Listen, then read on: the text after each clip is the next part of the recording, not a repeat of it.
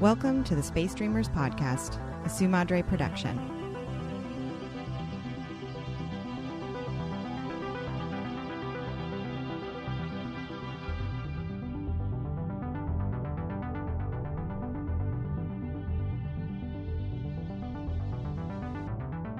Hello, Space Dreamers, and welcome to an extremely special episode of the Space Dreamers podcast. You're in for a major treat right now. Today's episode is an interview. I realize this is not a science fiction literature episode, but you may know I've been testing the waters with some content about video games. So I've been reaching out to indie video game developers. Not randomly. What I do is I am a gamer, so I play video games, and then if an indie game especially jumps out at me and I love it and I want to highlight whoever made it and also just thank them, I hit them up and I ask them to be on the show. I did this with Journey of the Broken Circle, and now we're doing it with Hyper 3 Studio. Hyper 3 Studio is made up of 3 people, and I was lucky enough to interview 2 of them. One of them named Virgilio Cortez, and the other Isaac Cortez. Virgilio is the VFX animation.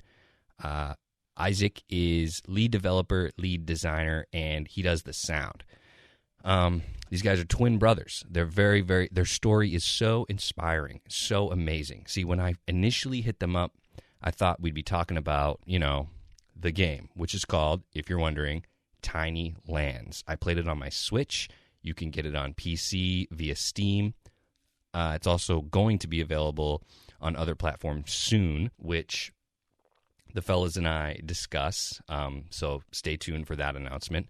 Like I said, I thought it was just going to be a conversation about Tiny Lands, their newest game, but it turned out to be a conversation about 2 ridiculously inspiring people who are super hardworking, super talented, went through some really hard times leading up to the development and the release of Tiny Lands. I don't want to say too much more. I really think that the interview speaks for itself. So really, without further ado, and I guess what I should do is I'll give up. Like I said, the game we're talking about is Tiny Lands. Developers, Hyper 3 Studio. You can find them on the internet, hyper3studio.com. That's THREE, not the number. Hyper3studio.com. Check them out. You can find all the info about their older games, about their upcoming games, about this game, links to buy it, all that stuff. They're also on Instagram. You can check them out there. That is at Hyper3 Studio. Once again, HYPERTHREESTUDIO, Hyper3 Studio. Check them out on Instagram. Stay tuned for this whole episode because, like I said, their story is amazing. I got nothing but love for these guys, and they have some pretty cool announcements in the episode. So sit back, relax, and enjoy this episode, this interview with Virgilio Cortez and Isaac Cortez, creators of the game Tiny Lands, developed by Hyper 3 Studio. Okay, that's it. All right, take it away. Fellas, my first question, well, rather than a first question, why don't the 2 of you introduce who you are, each of you individually, and then the company Hyper 3? Okay. Hello, everyone. Thanks for inviting us to this podcast. And my name is Isaac, and I am the lead developer and co-founder of Hyper 3 Studio. And I have been working in the game industry for 2 years, 3 years, full time. And I'm also part of the main creators of our latest game called Tiny Lands. Maybe Abraham can introduce yourself. Yeah, hi everyone, nice to meet you. My name is Virgilio Cortez. As you can notice, we are brothers. So we are the founders of Hyper 3 Studio. It's a small indie studio based in Spain. It is a long story about our indie career. As Isaac mentioned, we have like 2-3 years with the company right now, but we have more than 7 years in our indie career, like the dream game. So we have been working quite a while from all the perspective of this industry, and we're pleased to be here. And hopefully, you can guys find some interesting story here. So it's a pleasure to meet you all. Yes, it's a pleasure to meet the both of you. Tell me how Hyper 3 came about. So basically, as Abraham mentioned, we are currently established in Barcelona, in Spain, but Hypertree was born around, well, it was a few years more ago that we had another like studio in El Salvador. We are from El Salvador. It's a country in Central America, Okay. and a few years ago we were working on our mobile games and things like that, and we had the opportunity to pitch another game to other investors. And one of the things that um, made Hypertree Studio to be born is that there was like a different, a specific situation in which the investor didn't wanted to invest in a company that was established in Central America, because the reality in our country, in our former country, is that there aren't much indie game studios. There are around 4 to 5 established indie studios in El Salvador. Okay. So that was like the main reason, and they wanted us to move to another country. So after doing some like research and things like that, we decided to come here to Spain and establish a Hypertree Studio. It was a pretty like the as Abraham mentioned, we were like living the indie dream. And why is that? Because when we came here, we just came, we established the company, and everything was like all green, all good. But after that, the pandemic situation came, and a lot of things happened. But basically, Hypertree Studio was born on October of 2019. We established it here in Barcelona, and then we started like our role in this game industry. Maybe Abraham, you can add some more. Yeah. So as Isaac mentioned, we came here to Barcelona, but some of the background of the company is we first started on mobile games back in El Salvador. But as indie, you realize how hard is this industry. To move alone is nowadays is quite impossible. So we need to figure out how we can make the big step. And moving from a country was the first step. Before we came here to Barcelona in 2018 to an accelerator program called Game VCN, which helped us a lot. But because, as you can imagine, we didn't have any education in gaming industry, right? There is only I'm graphic designer. That's my that's my title, and then there is no education in video games or any career that can get you near of this industry. So it was quite hard, and we were looking for knowledge, we were looking for experience, we were looking for listening to other studios' experience. So that helped us a lot to grow as a team. And then when the investor came and we decided which country we were supposed to move, we chose right away Barcelona, right? Because we already have an experience here and we like the climate and everything. Then the pandemic situation came, and as many stories of indie people, you have more like difficult situation than good situations. So everything it's like 10 times harder than if you were like a normal company with a lot of budget. So you need to figure out how to survive, how to get investment, how to, the financial situation.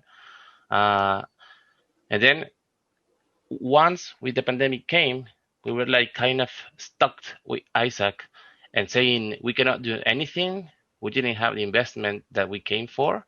So what we can do with our experience, with our background, something that we can create during this time that we could not do anything, any other thing. And that's when Tiny Lands born. So basically, it was an idea of in that moment, right? Like people, what people will need at that time when everyone was locked down in their houses. You have kids and they're gonna get stressed and everything. So we try to figure out how to transform that idea into something that can like give the game a little bit more value, and with a simple concept, which is finding the difference. As you can imagine, like making a twist of a very simple concept. It's one of the, I will say, like the good points that we added to the game, and that has really helped us to outstand from other type of the same style of the game, right? Uh, and initially, we really visualized Tiny Lands as a Nintendo Switch game. At that moment, we didn't even knew how was the Nintendo Switch process. We had no idea about that. But here we are. We just recently launched Tiny Lands last week, so I would say it's a success for us to be from that bad situation from to where we are right now. So I think like that's a little bit of the background. So basically, you took a bad situation. You had a dream, right? You had a vision, and then you were met with a bad situation. You kind of went to a low point and thought, "Uh-oh, what can we do?" Nothing. But then you were inspired, and you realized that from this pandemic came the idea to make Tiny Lands. That's what you're telling me? Yeah. Yes, basically, Jared, to summarize it, Tiny Lands was our Final Fantasy game. You know what I mean? Okay. We had, as Abraham mentioned, we had an investor that's why the reason that we came here to Barcelona, to Spain. Right. And at the middle of the pandemic situation, they retired. Basically, they retired. And we were like, okay, we are here, but we are alone. We don't have anything else more. So that's why when we stopped and say, what can we do with what we have? And we had to figure out something that could be to be like for as many players as possible, something achievable, something that were very casual, but at the same time something beautiful, something that makes you feel like in a different way that you normally experience games. That not stressing things, not timing things, just a game to relax and enjoy your time and have a chill time. So Okay. that's why. Okay. Before we go any further, really quick, I just have to basically, before the audience potentially gets confused, this was going to be one of my questions. I'm loving everything that you guys are telling me right now, and I have a million questions. But real quick, give me and my audience, who is someone who doesn't know, give us the elevator pitch of what is Tiny Lands. So Tiny Lands is a find the difference game in a diorama where you can just chill and relax and have a nice time. That's the twist. But now the twist is that instead of being 2D, it's in 3D. So you have like more kind of difference and in a new twist of this genre. So that's basically Tiny Lands. Yes. So when you initially made the move to Barcelona to set up a game studio and to make games, what was the next project before Tiny Lands existed? What were you going to make? So we had an old project called Robot Force. It was a co-op game, like a 2D. The pitch is like this. Do you know, like Power Rangers meet Super Contra? That was Robot Force, but it was a big project. So in the game, you could fuse together up to 4 players, and then you create a robot, and each player controls a part of the robot. So that's what pretty much the game. It was like a big game, but without investment, could be quite impossible to finish the game. Okay. So that's what the project we had before. Yeah. Okay, so then COVID hits. You're in Barcelona, totally moved in, no going back. COVID hits, and you lose investment money. Did I get that correctly? Yeah. We lose. And added to that, we were like, because we're not from Spain, we didn't have any documentation. So yeah, we were like immigrants here. But man, you know, you were like, you are a person who doesn't have legal access to a job, legal access to to a lot of things. So in my specific case, I even had to sell food just to get to pay the rent where I stayed in a small room, And we had a very tough time here during that pandemic situation, and the investor just retired. We felt like everything was really bad. It was a really bad situation, and that's why we say that Tiny Lands was our Final Fantasy. It was our last try as a studio. I was talking with my brother and say to him, okay, if this doesn't work, I'm just going to stop here. I have a wife. He has a wife too, and we have to settle things, right? And we were like, okay, if this is not going to work, maybe we're going to stop here. We're going to see what we can do. But we decided to put all our effort, our dedication, or all our love to the game to make it stand out from the other games, from the old Spot the Difference game. We wanted to make something new and beautiful. And there is a how to say, like a factor. Isaac and me, we are twin brothers. So since we were a child, every person who met us, it was like, okay, put one next to the other, and we're going to find the difference. So, I mean, we are the best people to make a find the difference game, I think, because we're twins, and every day in every place that we go together, the people is, well, what are the difference? And it's pretty funny. That is funny. So I want to highlight something real quick. This interview is not going the way I thought it would, but I'm fascinated by your story. And I'm wondering if you feel the same way as I do, that it blows my mind that you just said that you guys were selling food when you got there as a result of your rent. So I had to sell food with my wife. At what point were you selling food? Like how long ago? How long ago? It was before just a few months. The investor retired almost at the end of the pandemic, and before the pandemic situation, because we were waiting for our legal documents here in Spain. It was around, I think it was around this year now. January, maybe. January, February from 2020. The worst situation of pandemic here in Spain started in March, I remember. Yes, from March. Just one month before the pandemic situation, and then we had to stop doing that, and my wife had to start taking care of older people. This type of jobs that you can do here in Spain when you are having this type of legal issues and things like that. Okay, so wait, so you're saying January 2020 or January 2021? 2020. Okay, so this is what I want to highlight. So you're telling me that in January of 2020, so that's like a year and a half ago, you were selling food in a foreign country to yourself, trying to make ends meet, and now, a mere 18 months later, someone from the United States who you don't know, who has a podcast, emails you, tells you how much that they love your game and that they want you to be in a podcast. How does that feel to you from that transition? I mean, for us, it's an achievement, because I think the indie industry has a lot of very touching stories, and I believe that our story is like that, because it's a dedication. If you have commitment of what you're doing, if your dreams are working in this industry, then you're gonna have some tough times.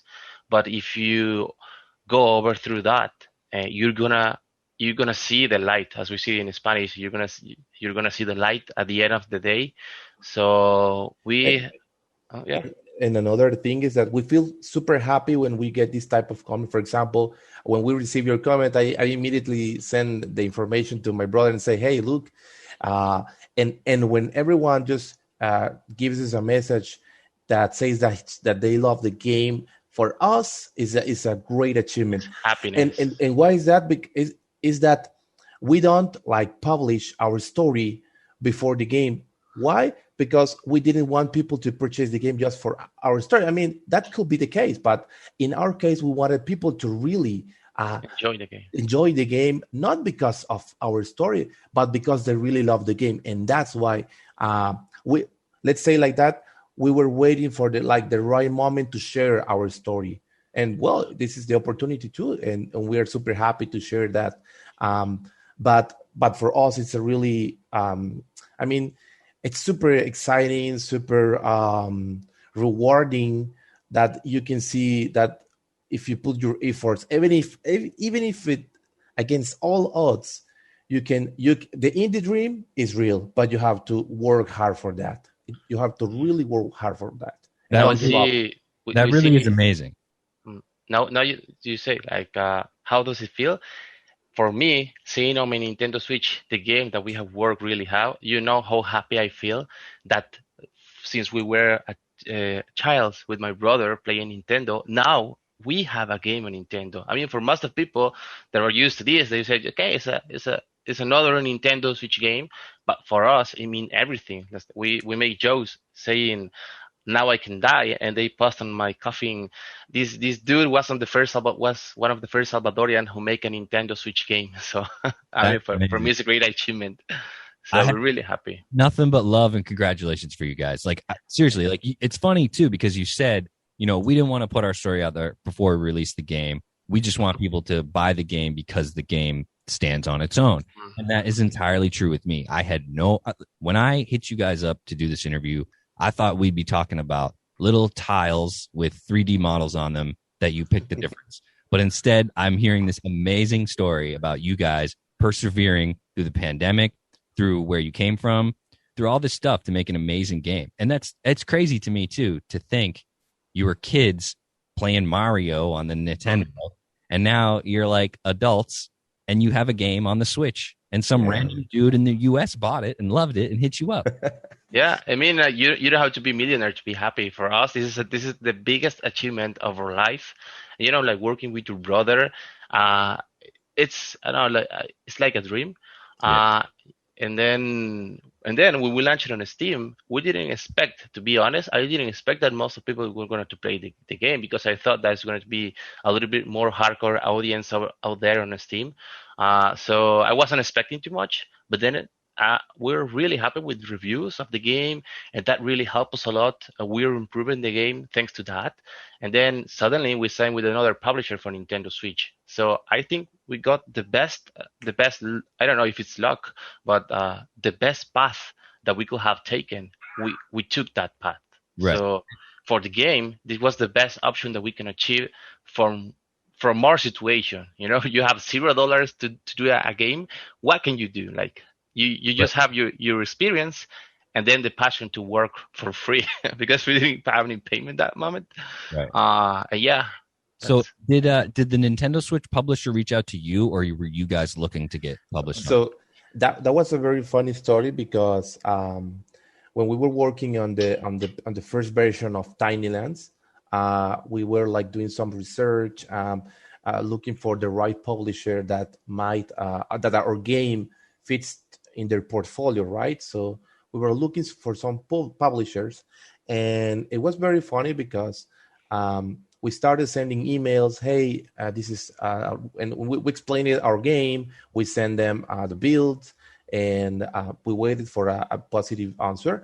But we sent a lot of emails, and one of them just answered and say, at this moment, it is not like relevant for what was not relevant for them.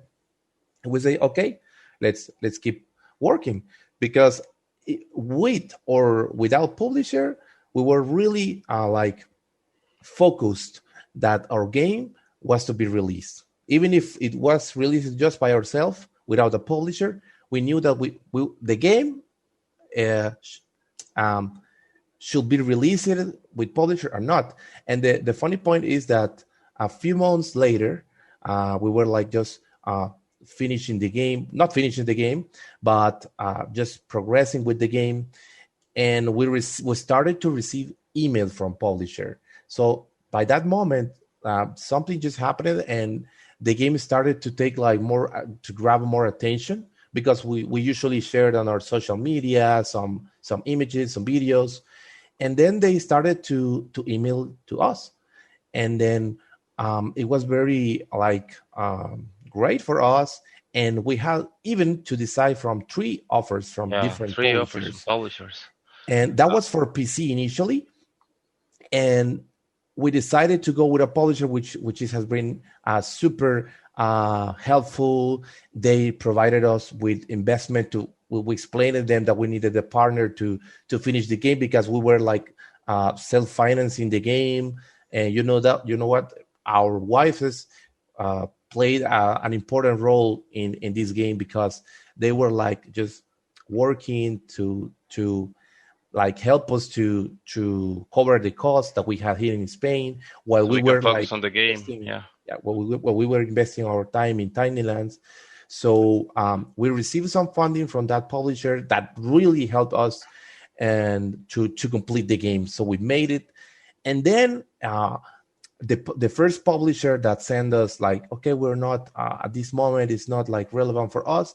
They were the ones that were pitching us if we wanted to be published by them. So they ended up pitching us their publisher, like what they do, what they wanted to do with the game. So we ended up publishing with them, and at this moment it has been a really great experience. We're super happy. We are expecting all the best, and wishing that this is just like the first step to more other amazing projects. Do you guys have an idea for your next game? Yeah, we have like 2 ideas, but I don't know if we can say it.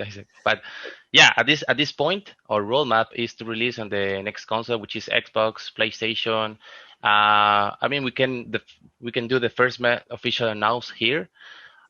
So we are releasing a new DLC for the game for free because I think like we have received too much love from our audience that they deserve something more than what they have done for us. So we want to be this grateful company who provide our community more content for free because they deserve that. And we are very like compromising with this game. So we're going to release a new DLC with 30 new levels. And we have implemented some new features for the game based on what people has been asking for this time. Okay. So I was gonna now I'm just a fan and not an interviewer. I was gonna ask about DLC because the game, it's like I feel like there's just so much more room for you to do different kinds of levels and different settings. You know what I mean? Yes. When we designed Tiny Lands, we were like thinking, okay, if this makes a boom, or if this works, we have to think that this needs to be scalable. So we thought about that at the moment that we were designing the game, and we designed it like in that way, so that we can also expand the game. So thanks to that, by this moment, we are almost finishing the new content that we are preparing, and we will release new levels, new themes, new thematics, right? So if you have seen in the game, there are different thematics, and we are moving into that way. So we are releasing 3 new thematics, which are 30 levels in total, and the new a small feature that we are going to include in the game for this next release. Okay, and you said that'll be free DLC? Yes, It's going to be free. It's going to come like it will come as a patch or as an update, and it's still going to come as an update. Because we are adding some features that, as my brother explained it, the community has been requesting, and that's why we are not going to put it like a specific DLC like this. We're going to provide this new content so that you can also experience the new feature that we added into the game. So that's why we are putting it as a patch. It's a patch that's going to provide more levels. That is amazing. And anyone who's listening to this who's considering getting the game on its own, the way it is now, is worth the money, and it's an awesome game. And now they're telling us that you guys are going to give us free DLC and 30 new levels. How many levels? How many levels are in the base game? 50. Like 50. So 30 more. So more than 50% more. Yes. 80 levels. Yeah, you have like 10 hours of gameplay there. That is amazing. If you're quick. So let me extend a gracious thank you from everyone in the world who owns Tiny Lands. So thank you for doing that. That's amazing. That's totally on my list of questions. I was because it really feels like the concept feels like you wouldn't even need to make a sequel. You could just simply make more tiles. Yeah, we see like Tiny Lands as we see like this. You remember these kind of games were very popular in the newspaper, right? So we Yeah. want Tiny Lands to be your Nintendo Switch or your PC game that you play like every 3 months, or not mean because you can do it daily, Right. but you're seeing content every time. So the game it's quite endless at some point, we hope. But it's really like, as Isaac mentioned, it's scalable, which we think that Tinyland has that feature, and it's globally understandable. So we don't need like, the game doesn't even have a lot of text, Right. but at the same time, it's narrative because depending on the people, you find stories in the game. So that's why we try to make this like handcrafted, like one by one, with so much love and so much dedication that you can find stories in that. We always try to make a monolith on each game, so you don't, you know, even What even the levels, the monolith. wait, what do you mean by monolith? Monolith is like a something that make you represent that game. For example, you play the Kraken, right? Yes. Okay, so that's the monolith. So we try to put something that is memorable for players. So instead of having a name of a level, each one give a representation, but uh, everyone knows what level we are talking to. So we try to put that on each level so people can have a memorable, let's say, a memorable Memorable experience. experience. Okay, Yeah. I would love to touch on this. So that's one thing I noticed in the game. Like you said, there's almost no text. Um, there's no story. You're kind of just you select a level in a circle, and then you enter the level, and you basically see a frozen 3-dimensional scene, right? Mhm. So, and this is what I loved about the game is that when you initially look at it, it's completely static, right? And then Mhm. as you continue to play and you move the little tile around, you start to pick up. Oh, there are noises, right? So there's this gorgeous soundscape happening that matches what you're looking at. And then Mhm. as you look closer and as you rotate the tile, you notice that there are little stories that can be found within this static 3-dimensional model. One Yep. in particular I will mention, so many of them come to mind, but the one that I remember the most because it works so well and it's funny is there's a snowy level wherein there are people fishing and then there's like a Oh, little kid and he's chasing penguins and the Mhm. penguins in their mouth have the fish. So yeah. you just look at this little tile and it tells you this totally awesome, like heartwarming little story. And I loved that. And it came out of nowhere. So Yeah. that's what you were going for, it seems? Yeah, yeah. Try to do that. I mean, like something that you can enjoy, even if it's frozen, like you mentioned. So when we're making the game, we say like we cannot just put like simple random objects because it's just going to look like a normal mobile game, perhaps, or something that is not made like personally.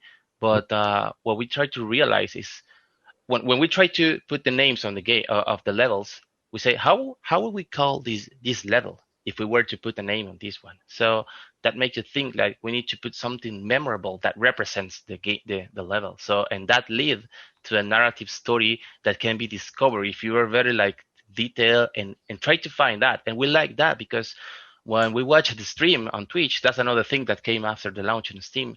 We were like super happy of so many people streaming the game. We never thought that people were going to stream that game, but like Tinylands has something that can really helps you to engage with your community because you're solving with them. They are like trolling you, and we love that kind of approach that people create on Twitch because we never expected that this game is going to have some representation on Twitch.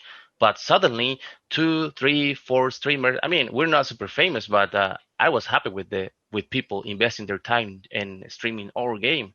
So and some of them were very funny. They were streaming in Japan, Korea, Philippines, and all places of the world that you can imagine. Yeah. So realizing that your game reached that far and people from other cultures and other language understand the game, even if it doesn't have like the text, I think it's like that was the goal to be like understandable globally Right. because of the stories doesn't have language, right? So that's what the idea behind each levels. And in the new DLC, we have put triple effort on the dioramas. So you will expect something way better than the first 50 levels. So we're very excited, like, to announce that very soon. Wait, when will the DLC be releasing? Can you? Exactly. We are estimating that there is no final official date because we are going to publish that in our social media, but we are estimating that at the end of July, probably it's going to be at the end of July, but there's no final date yet because we have to put an agreement with the publisher, we have to Right. establish date, the strategic thing that at what moment is better to release the content. But we expect that, or our desire is to be ready at the end of July. Okay, I am eagerly awaiting that. You mentioned something about the sounds, and also Oh yeah, I would love to talk about the sound effects. Yeah, what yes. were you gonna say? So we basically decided to put some the effects that you can hear within the game, and that's why we made sure that at the beginning of the game you can see the message that use headphones for a better experience. Yes. Because it adds to the chill. It's like the ASMR sounds that brings you more. It gives you a better experience in the scene that you're playing. So we decided to put this type of specific sounds to make the static diorama more alive, so that you're not just watching a static image or the traditional. We wanted to move to give a new experience in this Spot the Difference game. So Right. that's why these sounds came in, because not there isn't there is I think only one or two games that is almost like the same of us, but we wanted to bring a new experience to the player in the Spot the Difference games. And for the music, we usually, when we are working with my brother, we also put some lo-fi music, piano relaxing, and things like that. Yeah. So we thought that this game, if we wanted to add more chill, more relaxed, more feeling to this game when you were playing the levels, I talked to, we decided, because we were only three people. I mean, Hyper Studio, it's only me and my brother, and there is another friend that is he also came here to Spain, but none of us can compose music. So the problem that we had is that, okay, we don't have money to pay a composer, and we cannot compose music.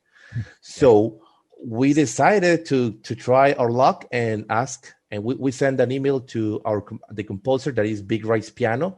That's the main composer of the 95% of the music that you're going to listen in Tiny Lands is composed by Big Rice Piano. He's a very great musician. He has his own YouTube channels.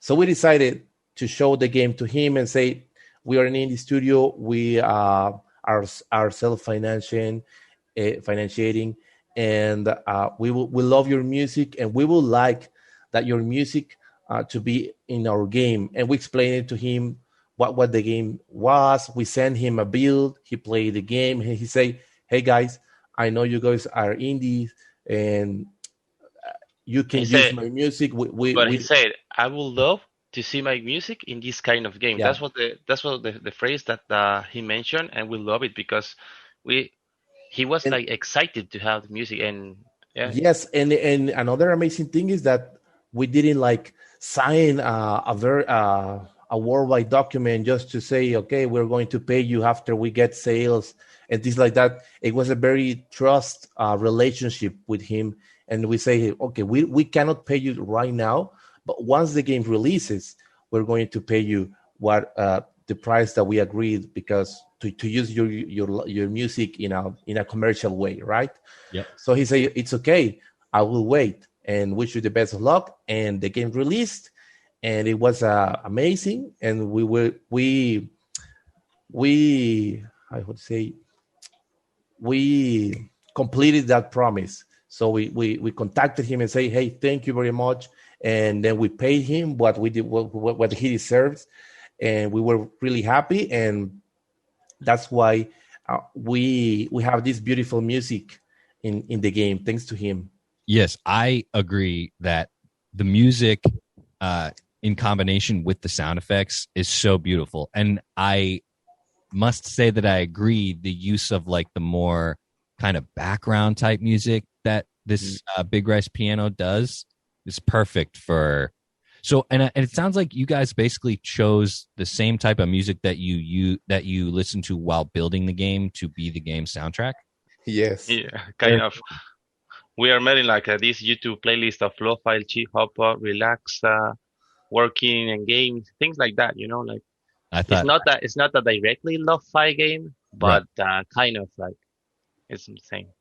Okay, now I'm curious about actually just to real quick stay on sound. So you guys don't know how to compose music. You didn't have very much money or much of a budget, self-financed. How does two or three people who have no experience composing music, with no money or no budget, how do you go about recording sound effects? Is it For as that, simple, is it as simple as take a recorder and go to a car and film it starting up? Yeah, yeah. Some of them I'm not. I had to before some recording year, uh, and then some of the situation that we can have nearby, we try to record ourselves. But like there are some of website that you can find small clips of certain Yeah, yeah. Sound kind effect. of clips. So we tried to do the best we could because we were in lockdown, so we didn't have like free access to every place. So it was hard in that point.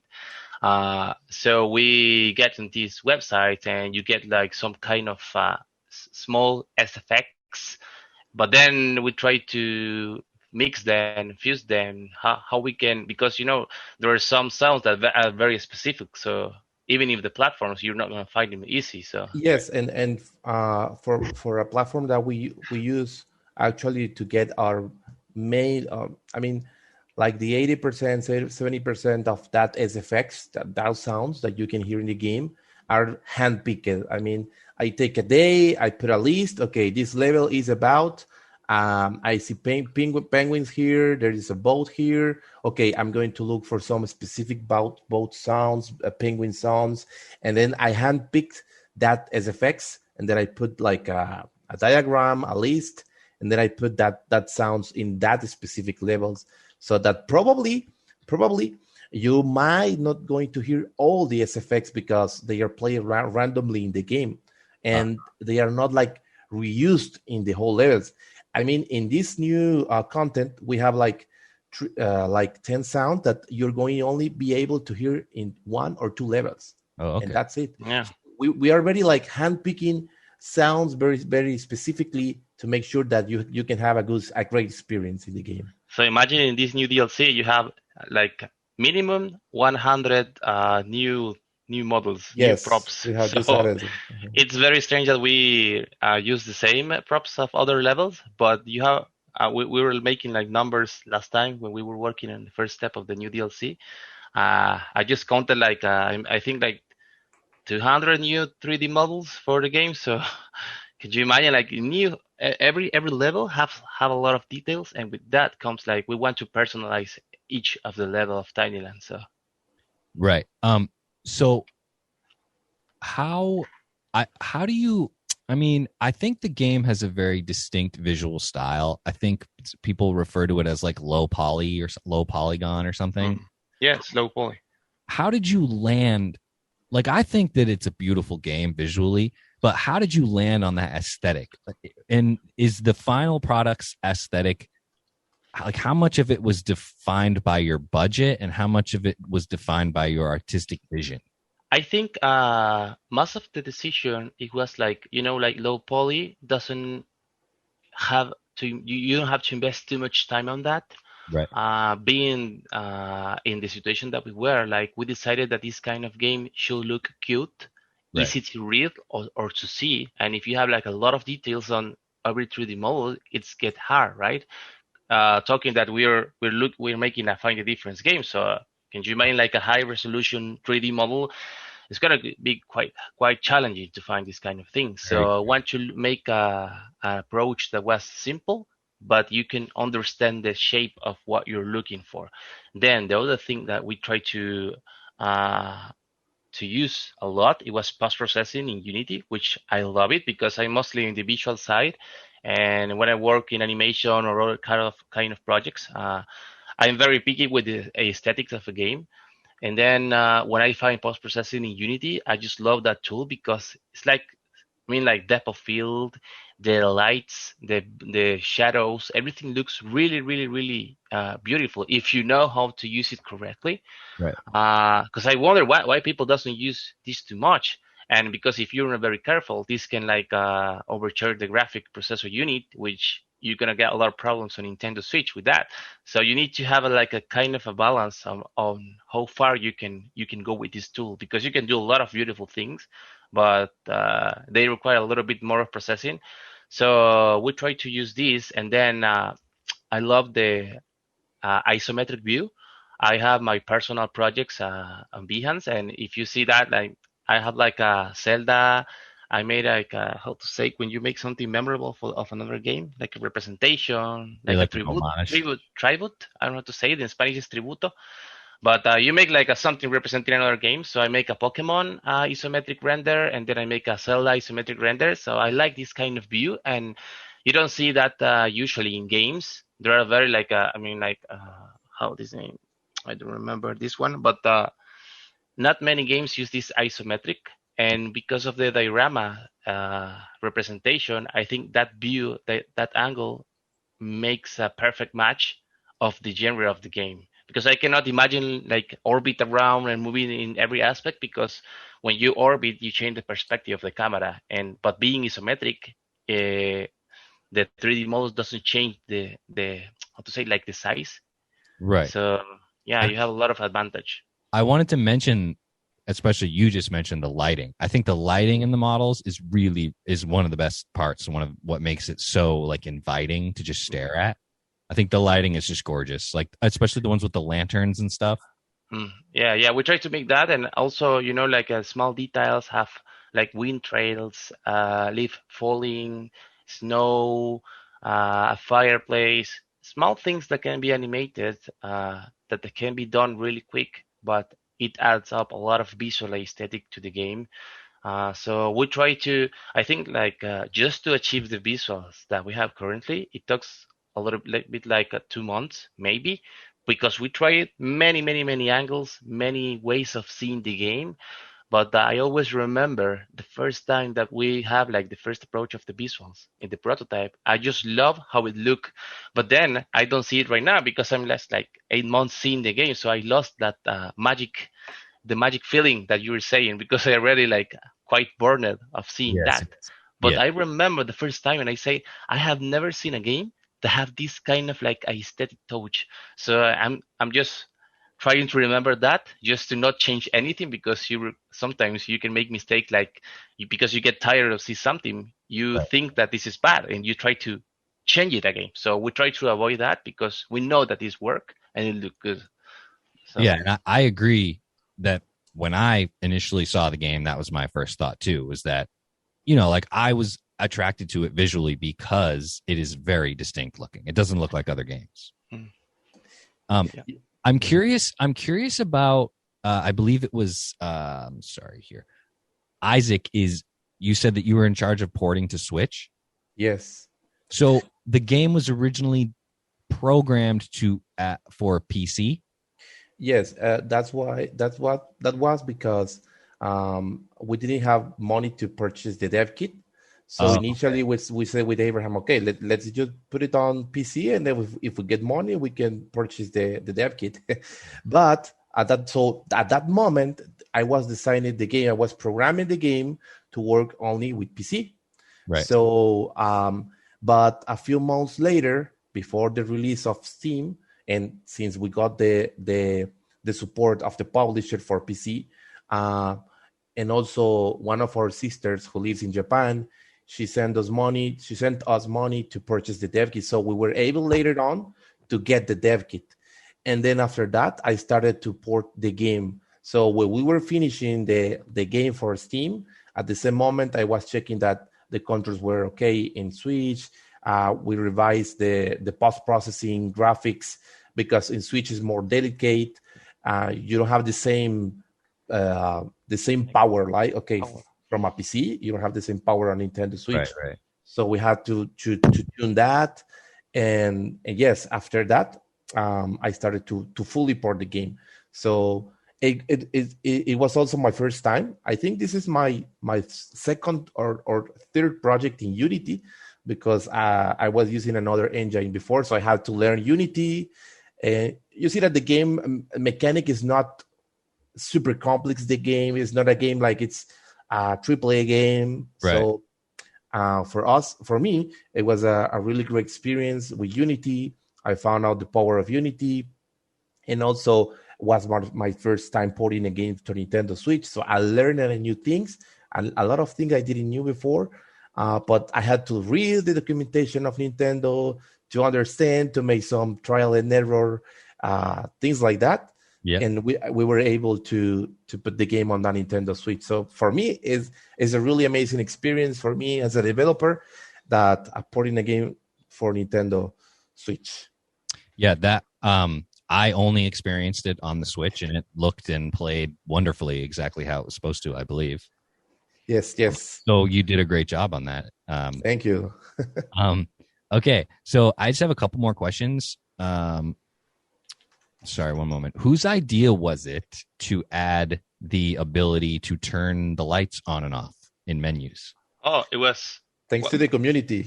thanks to the community. But at the same time, I own a Switch and I play a lot of Switch. And I was realizing and thinking, what will happen if I play this at midnight or 2 a.m.? Does the light is a little bit bright of mostly because the user interface? Because when you do transition or you're selecting level, you transition to white. So imagine that transition at 1 a.m. You will get blind. Yeah.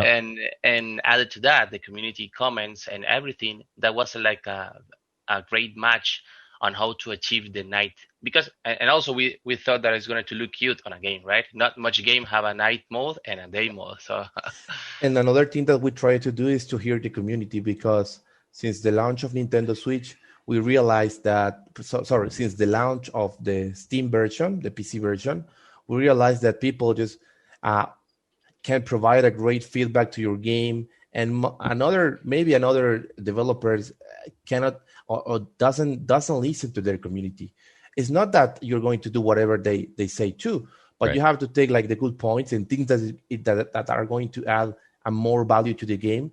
So we received those type of feedback, and then we were like discussing, okay, I think that if people has noticed that, and we also noticed this, and it's important that we can put this on the game.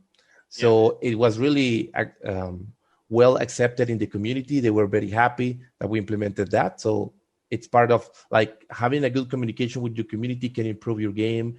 And that's why the Switch version just came up very, very like a more polished version from the PC. As of now, they're both the same. But the result of the Nintendo Switch was that with Steam, we could polish more the game. Okay. I'm curious. So I interviewed, are you guys familiar with a game called Journey of the Broken Circle? Yeah. I have it on my Switch. It's like a purple blue color, right? Of a circle who is finding like friends and moving into the right side, like a 2D game, right? Yes, precisely. Oh, yeah. Great. I played that game on my Switch, and I reached out to the developer of that game as well. And I spoke to her. That company's called Lovable Hat Cult. But one of the questions I asked her, I want to ask you as well, because I'm curious what you have to say. What is launch day like for an indie video game? You don't sleep.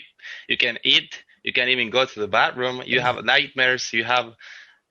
It's very stressful. Yes, I was talking to Abraham that the launch day or the week after launch is crazy.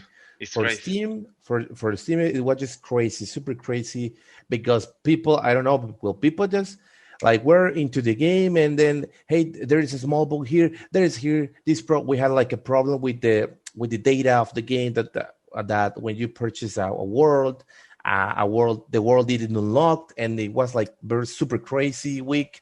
I was like super stressed, and to fixing the issues, updating the game, making sure that we were like 24/7 support assistance to people that were reporting an issue. They send us emails and things like that. So that week is just like super, super crazy. And also because that is on developer side, but in the marketing side, you're looking for YouTube videos, you're looking for the reviews, you're looking for the Twitch. We mentioned that a lot of people start to streaming the games. We even appear on a Japanese TV show from idols that they were playing the game, and we were like super overwhelming of how far the game reach, because I mean we have a huge acceptance on Asian market, because I think it's the biggest market that we have on Steam right now.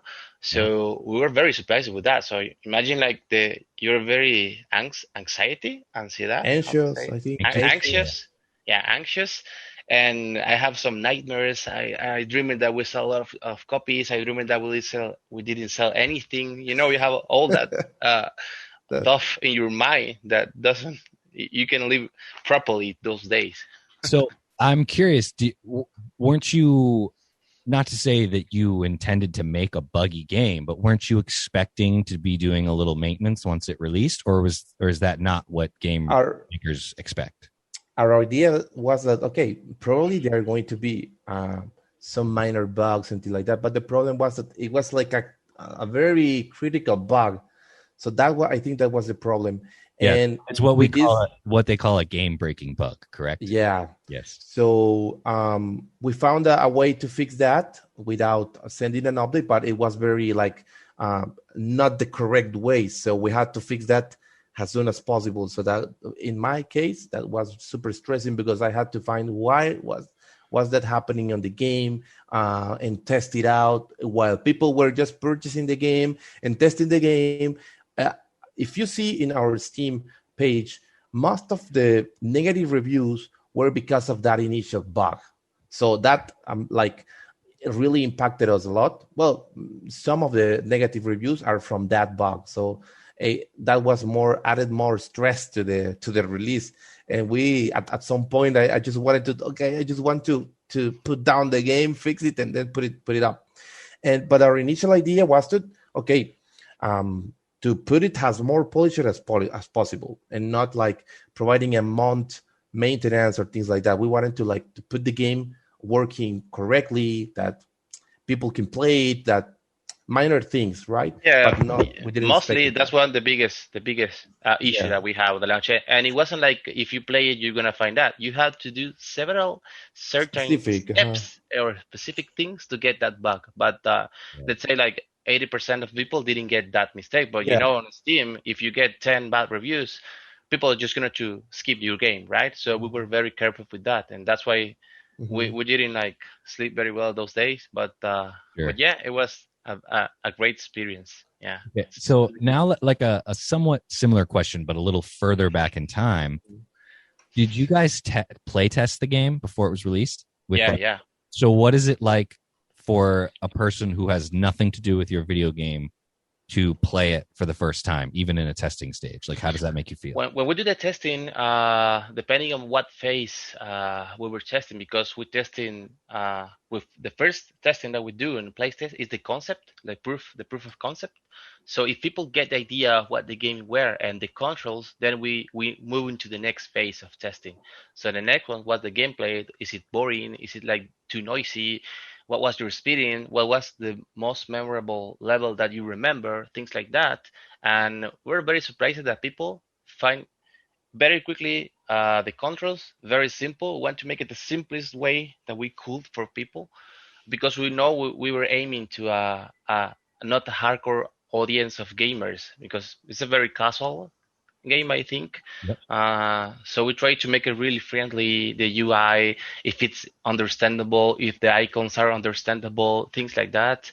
But as we mentioned, the booths were really very weird, things normal people won't do. But there's people who try to book the yes no. So we try to do that ourselves, and didn't find anything. But play testing. And then you try it with more people, then you have more chances to find something weird, right? So I have a question about the actual building of the game. It's just what I was thinking about while I was playing it. And I could be totally wrong, but I just want to test my theory.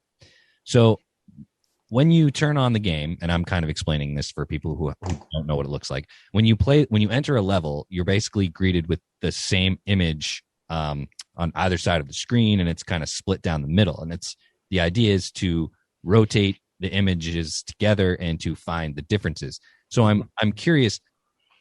If I were to guess, I would assume that you built one tile, and then you just duplicate it and then move certain things in one of them, and then that's it. Or am I way off? Yes, we have a pipeline for every level, and it is something like that. So Okay. basically, Abraham designed the level, and then he sent me like the core, like the base, and then I put it on the scene, and then in the pipeline, the next step is to duplicate that, because we use two cameras in the game, to duplicate that, and then we start putting the difference. Okay, in which part the difference can be seen in this way. So we check every difference, but basically that's it. We get the scene, the main scene, and then we duplicate it, and then we start putting the differences. So how difficult was it to balance the difficulty? Like, did you find initially it was too hard or too easy? Yeah, at the beginning of the play testing, we were like, because we are FPS player too. We play Battlefield, things like that. Yep. So for us, this game is super easy, right? Yeah. For us hardcore gamers. So at the beginning, I was like putting the difference, and okay, I'm going to put it in this size so that people doesn't find it very, very easily, because it is easy for me, but it was not that way. After the play testing, we discovered that most people just felt that the game was super hard and the difference were not very noticeable. So we tried to reduce that gap, and we were balancing more the game. Basically, what we have right now is that since you can play whatever level you want, you can start from the last level, or for the first level, you can stop and then skip 2 levels. Yep. So what we do is that for each level, we try to only leave one difference to be harder than the other ones. Okay. So you can start okay, I found this one, and I found that one. But when you stay at the final difference, it might be more difficult than the other one. But since you have already discovered the other one, that's one more to go, right?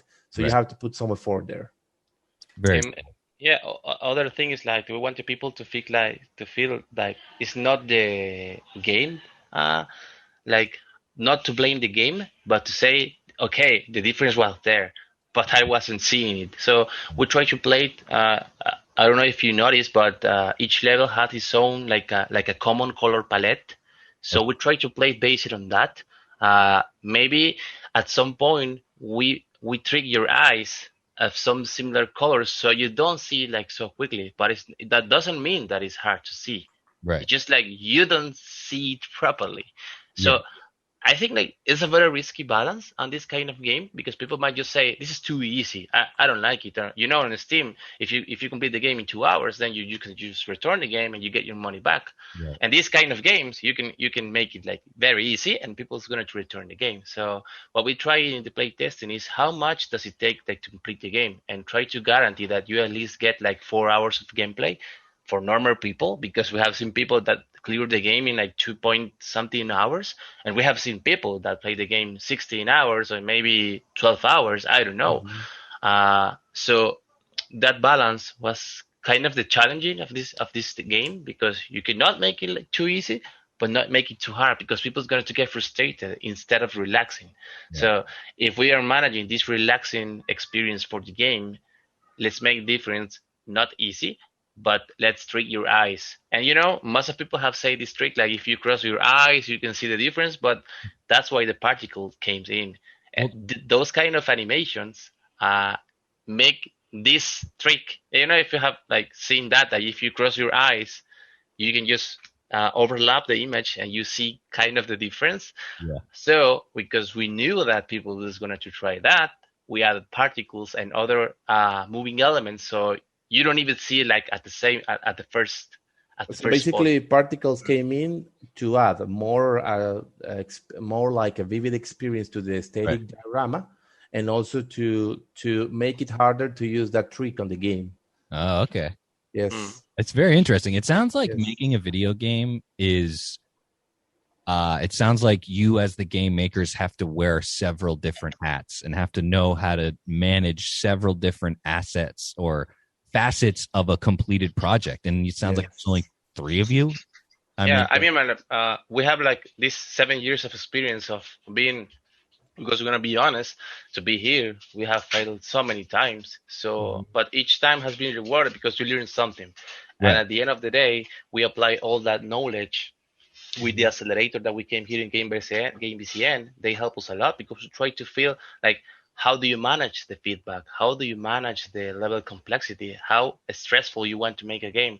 So all of that things, I think tininess is the result of that. The result of all the learning on how to properly make a game based on feedback, based on play testing. So that really helps you to make it more accurate to what you're looking for of the pillars of the game. So Right. being relaxing, be aesthetical, the game, and and the third point was make it simple. So I think that's the secret. Very nice. Well, because I was going to say, it sounds like you had a super stressful launch day for this game. I can only imagine your next game can only be less stressful, right? I mean, because of what Hopefully. you did first time. Hopefully. Yes. Hopeful thinking. Oh. So I have one more question about the game itself, and then I think we could probably wrap it up. I obviously there are very distinct settings within each, I guess you could call them world. You have like your beach setting, you have the Asian aesthetic, you have like the haunted Halloween-y type one. I'm wondering, are you guys interested in incorporating your own culture or your own where you came from? Like, have you thought about doing a set of tiles that are Central or Latino American themed? Because I think that would be very cool. Yeah, currently in the DLC we have some on the game. There are some hints, some Easter egg we call it. So there are some hints about our culture. Okay. So because we thought that at some point, when people know about the game in El Salvador, which is currently what is happening right now, because we are the first Salvadorian who make a Nintendo Switch game, so a lot of people is getting interested on the game.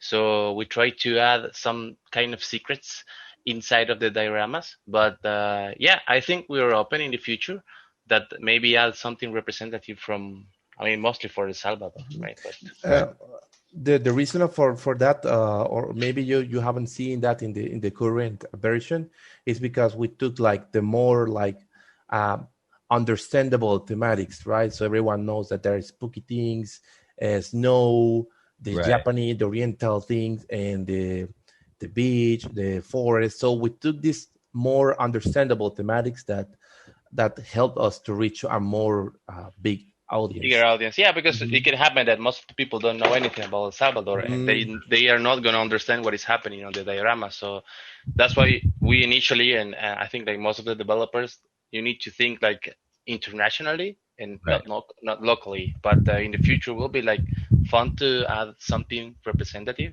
Perhaps we were thinking like there will be like an interior diorama theme, and then we can do the studio for 3 of us working on a small room.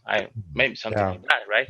That is so cool. You guys are so creative and awesome. I am obviously I liked the game, so I reached out to you. I had no idea that I would meet the two of you and you guys would be as cool as you are and as creative and like conscientious of the end user, which I love. Thank you. Yes. Is there anything else that you want to tell anyone or my audience about Hyper 3 or about Tiny Lands or just, I don't know, anything in general? Well, in general, so I would like to thank that everyone who has already bought a Tiny Lands, or if you haven't, I will invite you to check out, just type Tiny Lands and then you'll get the PC or the Nintendo. But in any case, we would like to thank everyone who has supported us, because for us, if you get the game, you're also supporting us directly and make us like to become or to create more other amazing projects, and also that you can have a really good time, a really chill time with your family, with your kids. And thanks for the for trusting in Thailand, and for enjoying the game if you have already got it. Yeah, and Okay, for all man? the people who has put a review in Steam, thank you very much. That's been like very helpful. And people who has make a review on their pages, we are trying to answer everyone who writes us an email. We're very active, and we know that we appreciate our community. So yeah, thank you very much. Awesome. And so it's on Switch. It's on Steam. Did you guys mention that it's coming to PS4 and Xbox? Yeah. Okay, It's coming to PS4. that's the announcement you made, correct? Yes. So the game is going to be. We're working hard to make it available on PS4 and Xbox. Okay. So it will have 4K resolution compatible, ray tracing and everything. Yeah. No, I'm serious. Yeah, it is 4K. The game is going to look great in 4K because I have my monitor in 2K and it looks beautiful. Yeah. So hopefully. Yeah, I was gonna say I must be playing the lowest quality version, right? I mean the Switch graphics. Switch is not very powerful. Yeah. Right. And yet, well, what I wanted to say is even in the Switch, it is a beautiful game. Thank you. Thanks. So I guess that's it. I personally am very much looking forward to whatever Hyper 3 Studio has coming in the future. I'm most certainly going to play the DLC, the extra levels, and whatever you guys mentioned you have ideas for other games you're working on. Whatever those are, I 100% am excited and interested in seeing how they come out. Thank you very much, and thank you for inviting us. It is a pleasure to be here and to be sharing our story and providing more information. Awesome.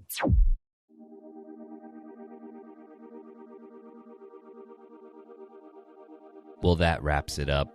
I hope that my audience found the story of Tiny Lands and its creation to be as inspiring and amazing as I think that it is.